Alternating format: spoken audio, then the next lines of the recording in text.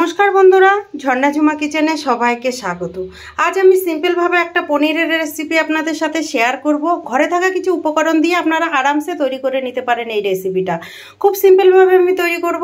তো চলেন কিভাবে আমি রেসিপিটা তৈরি করেছি সেটা এখন আপনাদের সাথে শেয়ার করব। আমি কোনো পেঁয়াজ রসুন ছাড়াই এই রেসিপিটা তৈরি করব। সেই জন্য দেখেন এখানে আমি পনির নিয়ে নিয়েছি, আর এই পনিরটা আমি ঘরে বানিয়ে নিয়েছি। এখানে দেখেন 3 লিটার দুধের পনির আছে, আর দুধটা ছিল ফুল ক্রিম। তো এখন আমি পনিরটা কেটে নেব, পিস করে নেব।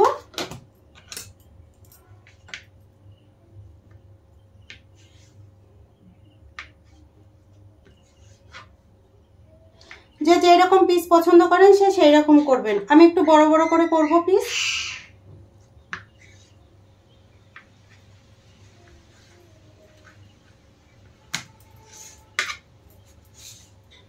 দেখেন এইভাবে আমি বড় বড় করে কেটে নিচ্ছি।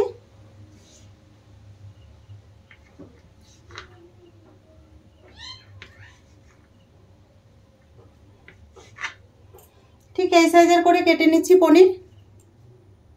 দেখেন পনির কাটা হয়ে গেছে। পনিরের জন্য আমি প্রথমে মশলা তৈরি করে নেব। দেখেন এখানে কড়াই গরম হয়ে গেছে, দিয়ে দিলাম তেল। দিয়ে দেব প্রথমে আমি গরম মশলা। এখানে এলাচ, লবঙ্গ, দারচিনি আছে, আর বড় এলাচ আছে। দিয়ে দিলাম কিছুটা বাদাম।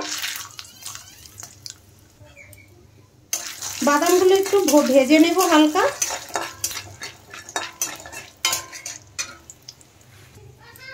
দিয়ে দিলাম গোটা জিরে, গোটা ধনে। আপনাদের কাছে যদি গোটা ধনেটা না থাকে সেক্ষেত্রে ধনের গুঁড়ো দিলেও চলবে। দেখেন বাদাম কিন্তু ভাজা হয়ে গেছে। এখানে দেখেন দুটো টমেটো কেটে নিয়েছি, দিয়ে দিলাম। এখানে দিয়ে দিলাম আদা আর কাঁচা লঙ্কা। আর এই রেসিপিটা আমি সম্পূর্ণ নিরামিষ তৈরি করব। দিয়ে দিলাম কিছুটা কিশমিশ। এখন এগুলো ভালো করে ভেজে নেব আমি।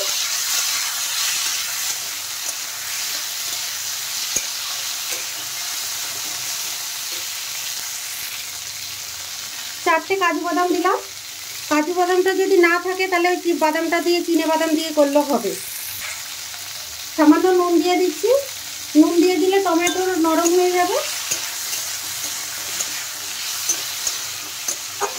নেড়ে চেড়ে কিন্তু মশলা ভালো করে ভেজে নিতে হবে। ঢেকে দিচ্ছি, ঢেকে দিলে টমেটো নরম হয়ে যাবে। ঢাকনা উঠিয়ে এখন দেখে নেব। দেখেন টমেটো কিন্তু অনেক নরম হয়ে গেছে, আর মশলা কিন্তু ভালোভাবে ভাজা হয়ে গেছে। এখন আমি এগুলো নামিয়ে নেব। নামিয়ে কিন্তু ঠান্ডা করে তার মিক্সিতে পেস্ট করে নেব। দেখেন আমি একবারে কিন্তু মিক্সির জারে নিয়ে নিয়েছি, আর মিক্সির জারে নেওয়ার পরে কিন্তু মশলাটা ঠান্ডা করে তারপরে পেস্ট করবেন। কড়াই গরম হয়ে গেছে, দিয়ে দিলাম আবার তেল। তেলের মধ্যে দিয়ে দিলাম হলুদ গুঁড়ো। হলুদ গুঁড়ো এই জন্য দিয়েছি, পনির দিলে তেল ছিটকাবে সেই জন্য দিলাম। আর হলুদ গুঁড়ো দিলে কিন্তু তেলটা ছিটকাবে না। এখন দেখেন পনিরগুলো তেলের মধ্যে দিয়ে দিলাম। দিয়ে দিলাম নুন। উল্টে পাল্টে কিন্তু পনিরগুলো লাল লাল করে একটু ভেজে নিতে হবে। আপনারা চাইলে কিন্তু কাঁচা পনিরও রান্না করতে পারেন।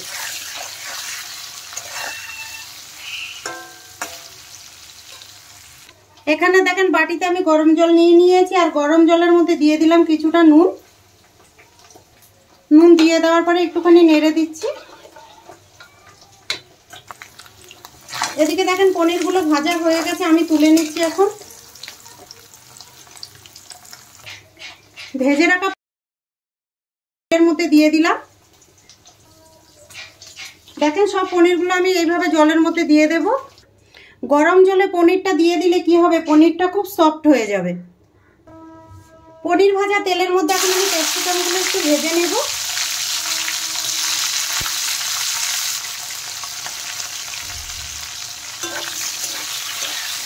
বেশি ভাজার দরকার নেই, হালকা ভাজলেই হবে, যাতে ক্যাপসিকামের কাঁচা গন্ধটা চলে যায়। দেখেন ক্যাপসিকাম ভাজা হয়ে গেছে। ক্যাপসিকামগুলো এখন তুলে নিচ্ছি আমি।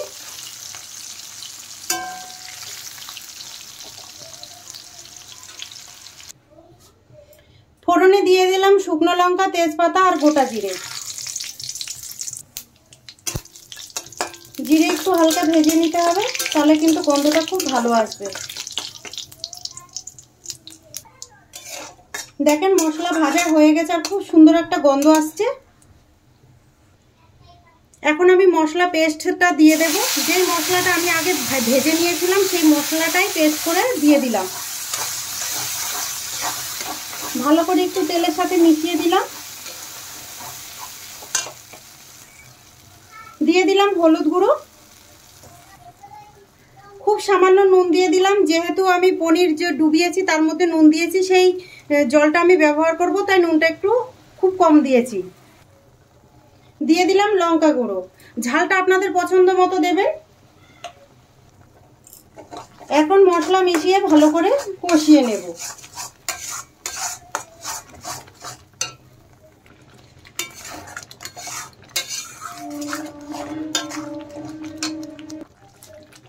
দিয়ে দিলাম দেখেন কিছুটা টক দই। টক দইটা আমি ফেটিয়ে নিয়েছি। টক দই দেওয়ার পরে আর একটু কষিয়ে নেব।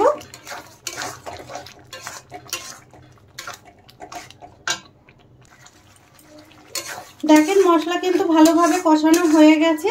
আর এখন আমি ভেজে রাখা পনিরগুলো দিয়ে দিলাম, জল সমেত দিয়ে দিলাম। আমি দিয়ে দিলাম ভেজে রাখা ক্যাপসিকাম। এখন ভালোভাবে নেড়েচেড়ে মিশিয়ে দেব, আর কিন্তু জল দেওয়ার দরকার নেই।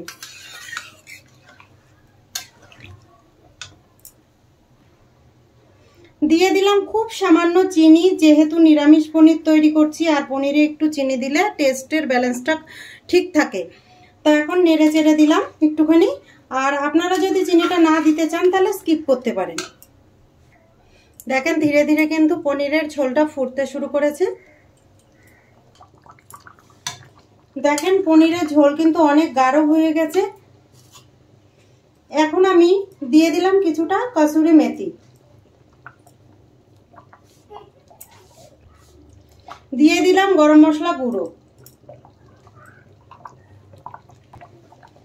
দিয়ে দিলাম ঘি।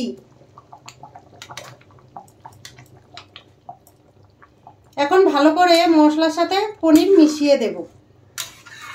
দেখেন তৈরি হয়ে গেছে।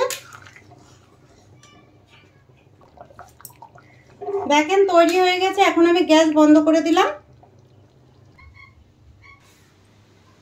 এখন আমি দেখেন বাটিতে নিয়ে নিলাম। যে কোনো নিরামিষ দিনে আপনারা এই পনিরটা তৈরি করতে পারেন এইভাবে। খেতে কিন্তু খুবই ভালো লাগে। নিরামিষে এই পনিরের রেসিপিটা যদি আপনাদের ভালো লাগে তাহলে আমার চ্যানেলটাকে সাবস্ক্রাইব করবেন, লাইক করবেন, কমেন্ট করবেন আর অবশ্যই শেয়ার করবেন। আমার ভিডিওগুলো দেখার জন্য আপনাদের ধন্যবাদ।